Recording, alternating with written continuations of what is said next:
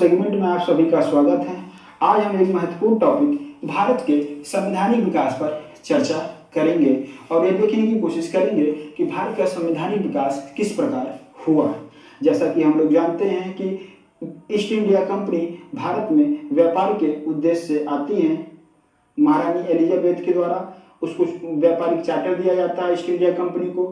विश्व के जो पूर्वी देश हैं जावा, इंडोनेशिया, मलेशिया, सुमात्रा, जो मलय प्रायद्वीप है, व्यापार करते हैं। इसी क्रम में वो भारतीय महाद्वीप में प्रवेश करते हैं हुए और यहाँ की तात्कालिक परिस्थितियों का लाभ उठाकर वह एक शक्तिशाली शक्ति के रूप में स्थापित हो जाते हैं। और इस शक्ति को बढ़ाने में प्लासी का युद्ध जो 1757 में लड़ा जाता है, इसका परिणाम अंग्रेजों के पक्ष में, ब्रिटिश ईस्ट इंडिया कंपनी के पक्ष में आता है। और उसके बाद कालांतर में देखते हैं बक्सर का युद्ध जो 1764 में लड़ा जाता है, इसका भी परिणाम ब्रिटिश ईस्ट इंडिया कंपनी के पक्ष में आता है। और इन दो युद्धों के परिणाम ने ईस्ट इंडिया कंपनी को भारतीय महाद्वीप में एक शक्तिशाली शक्ति के रूप में स्थापित हो जाती है।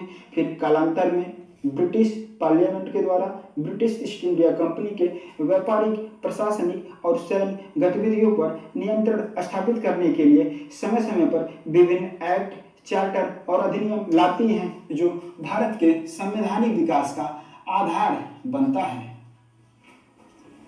यहाँ पर गौर करने वाली बात यह है कि अब 1773 में ब्रिटिश पार्लियामेंट के द्वारा कंपनी के शासन को नियंत्रित करने का प्रयास किया जा रहा है। अब यहाँ गौर करने वाली बात यह है कि ब्रिटिश पार्लियामेंट के द्वारा 1773 में एक्ट लाया जाता है।